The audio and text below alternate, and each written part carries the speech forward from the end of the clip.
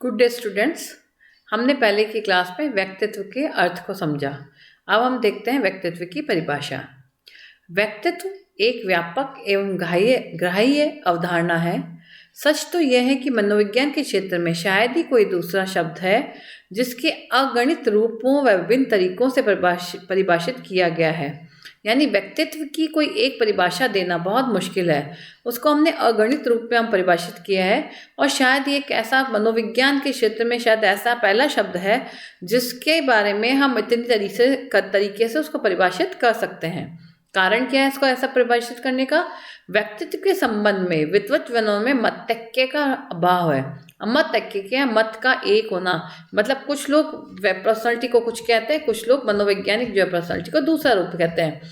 तो उनके मतों में एकता ना होने के कारण हम पर्सनालिटी को कई भागों में परिभाषित कर सकते हैं, कई रूपों से समझ सकते हैं। विभिन्न विद्वानों ने व्यक्तित्व की भिन्न भिन्न परिभाषाएं दी है।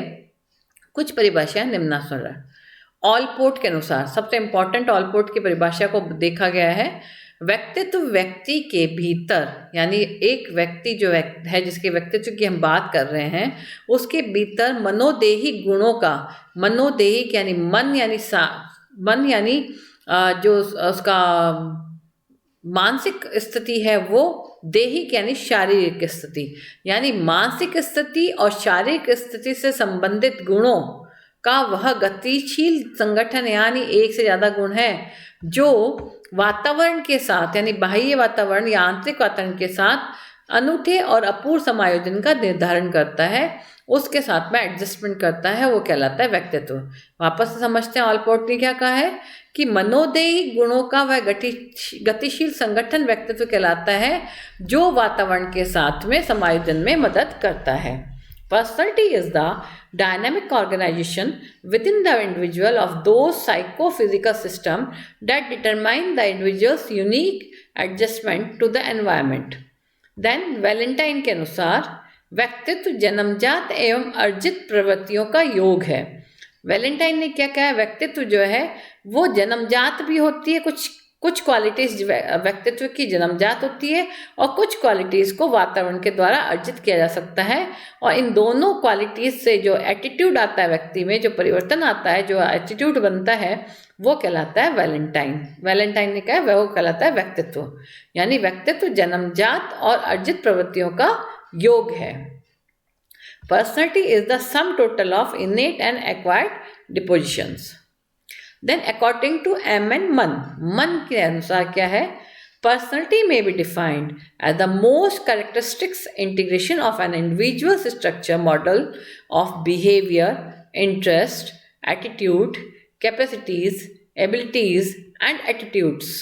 यानी इसमें क्या कहा है कि पर्सनैलिटी जो है उसको हम ऐसे परिभाषित कर सकते हैं कि ऐसी विशेषताएं या ऐसी विशेषताओं का समूह, एकीकरण जो उस व्यक्ति के मॉडल जो है, उसके बिहेवियर, उसके रुचि, उसकी प्रवृत्ति, उसकी कैपेसिटी के बारे में बताता हो। नेक्स्ट, बीन्स एवं बीन्स के अनुसार क्या हो व्यक्तित्व है?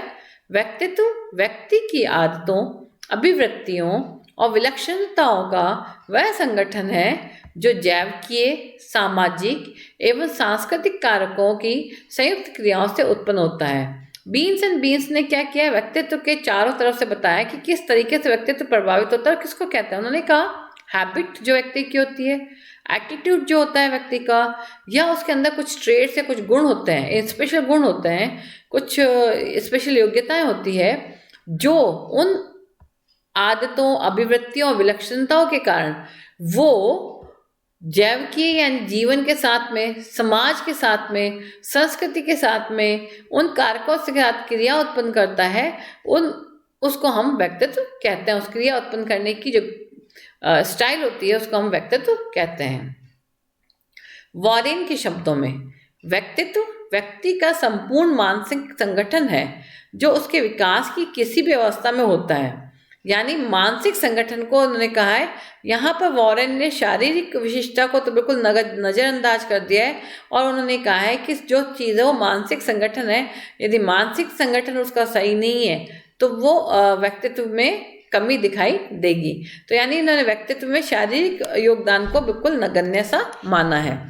देन कैफ ने व्यक्तित्व को परिभाषित करते हुए लिखा है कि व्यक्तित्व आदत की उन अवस्थाओं का समन्वय है जो वातावरण के साथ व्यक्ति के विशिष्ट अभियोजन का प्रतिनिधित्व करता है। यानी वो आदतें जो व्यक्ति को वातावरण के साथ रिएक्ट करने का तरीका बताती है और उसके साथ में रिएक्ट करने के बाद अपने व्यवहार में बदलाव का तरीका बताती है, वो कहलाता है व्यक्तित्व। फिर आता है पॉल मसन के अनुसार व्यक्ति की विभिन्न व्यक्तित्व विशेषताओं, संवेगों, प्रेरणाओं, मूल्यों, लक्ष्यों तथा इन्हें ग्रहण करने की शैली आदि सभी पक्षों से व्यक्तित्व की संरचना होती है। पॉल मसन ने बताया है कि जैसे कि वॉरेन ने सिर्फ मानसिक रूप को इम्पोर्टेंट बताया है, यहाँ पर उन्होंने बोला मानसिक के साथ साथ और भी स्टाइल हो सकती है, जैसे संवेग, उसका इमोशनल कंट्रोल कैसा है, मोटिवेशनल लेवल उसका कैसा है, वैल्यूज़ क्या है, गोल्स क्या है, वो क्या बनना चाहता है या क्या कर रहा है, और किसी भी काम को ग्रहण करने की जो शक्ति है वो कैसी है। इन सब चीज़ों के ऊपर व्यक्ति का व्यक्तित्व निर्भर करता है। फिर आता है रॉस स्टैगनर 1961 के अनुसार व्यक्तित्व व्यवहारों के प्रति उसकी निजी प्रवृत्ति तथा स्थान एवं वातावरण के प्रति उसका असाधारण अनुकूलन ही व्यक्तित्व है। इन्होंने ये कहा है कि जो व्यक्ति का एक बिहेवियर है, जो पर्सनल एटीट्यूड है, जिसके द्वारा वो जगह या वातावरण के साथ में अपने आप को समायोजित कर पाते हैं, असाधारण अनुकूलन यानी जो नहीं पॉसिबल है वो भी कर दिखाते हैं, उसे व्यक्तित्व कहते हैं। यानी कोई परिस्थिति ऐसी है व्यक्ति की जिसमें एडजस्ट करना मुश्किल है, लेकिन यदि व्यक्ति उसमें एडजस्ट कर जाता है तो इसका मतलब उसकी पर्सनैलिटी अच्छी है। तो इसलिए अनुकूलन में भी, असाधारण अनुकूलन में भी यदि कोई एडजस्ट करता है तो यानी उसकी व्यक्तित्व में जो है वो एक ये विशेषता है। फिर आता है A.T. जर्सिल के अनुसार व्यक्ति के रूप में उसके लक्षणों, गुणों व योग्यताओं का योग ही व्यक्तित्व है, जिसमें उसकी समायोजन स्थापित करने की जीवन शैली भी समाहित होती है। इन्होंने कहा कि व्यक्तित्व क्या होता है, व्यक्ति के जो खुद के इंडिविजुअल लक्षण है, गुण है, सिम्टम्स है, एबिलिटीज़ है, इन सबको जब मिलाने के बाद में जो समायोजन स्थापित करता है और अपनी एक लाइफ स्टाइल बना लेता है, उसको कहते हैं व्यक्तित्व। फिर आता है मॉर्टन के अनुसार व्यक्तित्व व्यक्ति की जन्मजात तथा अर्जित स्वभाव, मूल प्रवृत्तियों, भावनाओं तथा इच्छाओं आदि का संगठन है। इन्होंने ये कहा है कि जो व्यक्तित्व है वो जन्मजात भी हो सकता है और अर्जित भी हो सकता है, मतलब उसकी विशेषताएं जो है वो दोनों तरह का रिएक्ट कर सकता है। कुछ विशेषताएं जो अर्जित होती है और कुछ वो एक्वायर करता है, जैसे स्वभाव, मूल प्रवृत्तियां, भावनाएं, इच्छाएं, ये जो होती है वो इनहेरिटेड रहती है पहले से, और फिर उसके बाद में अर्जित जो होती है वो कैसे दूसरी चीज़ें अपनी तरफ से ले सकता है। देन आता है रेक्स रॉक के शब्दों में, रेक्स रॉक व्यक्तित्व समाज द्वारा मान्य तथा अमान्य गुणों का संतुलन है। बहुत सिंपल सी चीज़ है, व्यक्तित्व किसको कहा है, जो समाज जिन चीज़ों को मान्यता देता है उन गुणों को, और जो मान्यता नहीं देता है उन गुणों के बीच में जो बैलेंसिंग बिठाई जाती है उसको हम कहते हैं व्यक्तित्व। Personality is the balance between accepted and rejected traits by the society. Then म्यूहेड के अनुसार व्यक्तित्व में संपूर्ण व्यक्ति समाहित रहता है। यह व्यक्ति के शारीरिक गठन, रुचि के प्रकार, अभिवृत्तियां, व्यवहार क्षमताओं, योग्यताओं तथा प्रवीणताओं का अद्भुत संगठन है। इन्होंने इसमें सब चीज़ें ले ली है, अपने आप में पूरा कहा है।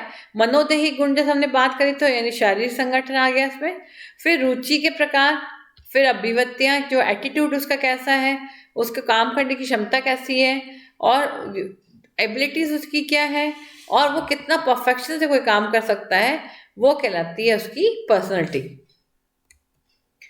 H.J. आइजेनक के अनुसार व्यक्ति की अभिप्रेरणात्मक अवस्थाओं का व्यक्तित्व सापेक्ष रूप से वह संगठन है जिसकी उत्पत्ति जैविक अंतर्नोदों, सामाजिक व भौतिक अंतःक्रिया के फलस्वरूप होती है। यानी उन्होंने क्या कहा है, व्यक्ति जो है एक मोटिवेशन के कारण, मोटिवेशनल फैक्टर्स जो होते हैं, मैनेजमेंट होता है, उसके कारण जो व्यक्ति का के अंदर जैविक, अंतर्नाद, सामाजिक और भौतिक क्रिया होती है वो उसका व्यक्तित्व कहलाती है। Personality is the relatively stable organization of a person's motivational disposition. Personality जो है वो motivational lecture से थोड़ा सा ज़्यादा मानी जा सकती है क्योंकि उसका इफेक्ट जो है वो लंबे समय तक रहता है। Arising from the interaction between biological drives and social and physical environment. Biological drives यानी जैविक जो होती हैं उन क्षमता और सामाजिक क्षमता जो है उनकी क्रिया के फलस्वरूप क्या होता है, व्यक्तित्व नापा जा सकता है। अतः उपयुक्त परिभाषाओं से स्पष्ट है कि व्यक्तित्व व्यक्ति के भीतर समाहित विभिन्नशील गुणों का अद्भुत समन्वय अपूर्व संगठन है, जिसके आधार पर वह वातावरण के साथ समायोजन स्थापित करता है। अब हमने ये बहुत सारी परिभाषाएं देखी इनकी। ऑलपोर्ट ने क्या कहा, वैलेंटाइन ने क्या कहा, अलग अलग लोगों ने अलग अलग राय दी। तो उपरोक्त सभी परिभाषाओं में सबसे उपयुक्त, श्रेष्ठ व मान्य परिभाषा जो है वो आपकी नज़र में किसकी होगी? वो है ऑलपोर्ट की, जिन्होंने कम से कम शब्दों में व्यक्तित्व के विभिन्न आयामों को स्पष्ट किया, डायमेंशन यानी आयामों को। ऑलपोर्ट ने व्यक्ति को परिभाषित करते हुए लिखा है कि व्यक्ति के मनोदैहिक गुणों का वह संगठन है, जो मैं बता रही थी। मनोदैहिक गुण यानी मन के साथ मानसिक गुण भी और सामाजिक गुण भी और शारीरिक गुण भी, जो वातावरण के साथ, वातावरण यानी सामाजिक गुण के साथ उसका अभूतपूर्ण समायोजन निर्धारित करता है, वो कहलाता है व्यक्तित्व।